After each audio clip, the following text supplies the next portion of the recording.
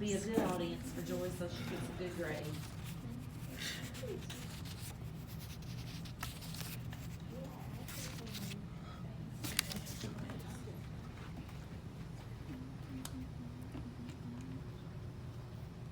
Okay. What is cheer? Is cheer just a bunch of girls scream on the sidelines for their favorite football team on a Friday night? Or is cheerleading an actual sport and should they be considered athletes? Cheerleading has been around even dating back to the 1880s. Today, I'm going to be talking about the history of cheer, the difference between varsity high school cheer and competitive cheer, is cheer an actual sport, and the risks and dangers of cheer. Okay, history of cheer.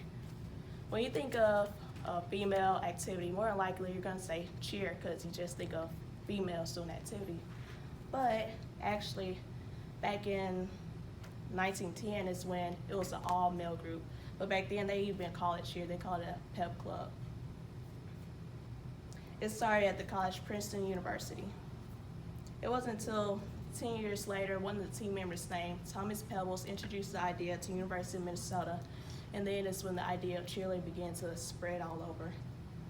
It wasn't until 1920 when females began to join the sport, but then it wasn't a whole lot, it was just a few at a time. And when they began to join the sport, they included tumbling and acrobatics and stunting. It wasn't until the 1940s when a lot of females began to join the sport because young men were drafted into the World War II to go fight. Okay, cheer is sport.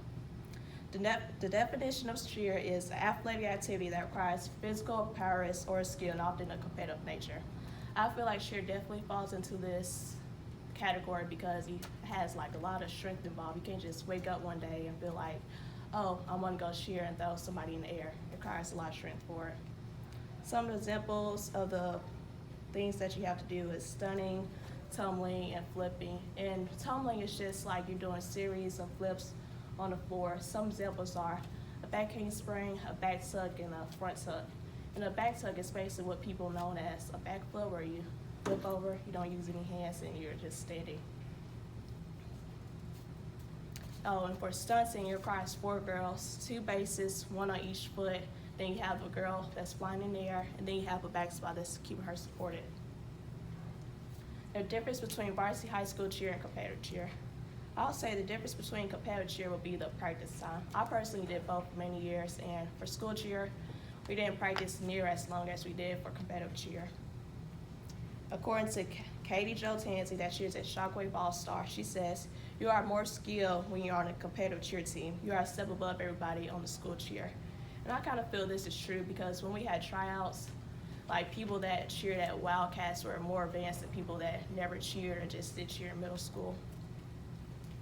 And I'll say also the perks of school cheer, it looks good on your shirt script and it keeps you in school, it keeps you involved. And the perks for competitive cheer, I would say, like, it's just really good to be in. It keeps your body in shape, and you also travel a lot. I personally travel to Las Vegas, Myrtle Beach, Michigan, and that's just to name a few.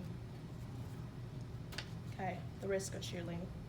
Cheerleading was ranked number 16 out of the top 20 sports that cause the most injuries. When I read this, I was a little shocked because I didn't think, most people think of football, baseball, and stuff that cause the most injuries, but cheerleading is one of the top 20. There's about 300,000 cases per year that people come to the doctor for injuries of sports. Some of the main injuries are the ankle, the wrist, the knee, and the back. And personally, I fractured my pinky like 3 years ago from tumbling. And just last week, one of my team members, she had a bad concussion because she fell on the floor and hit her head trying to catch the flyer.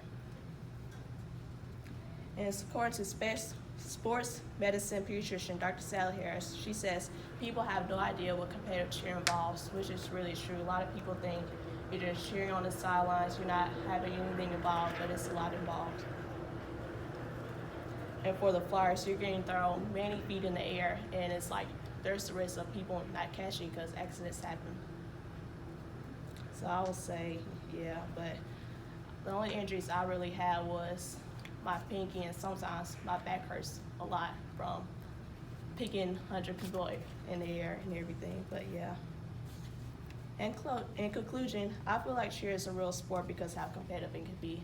You can't just, like I said earlier, you can't just wake up one day and feel like, oh, I want to do cheer. You're lifting 100-pound girls in the air, you're tumbling, and you can't really be weak when you tumble and stuff because that causes injuries. But yeah, I feel like cheer is a good sport to be in.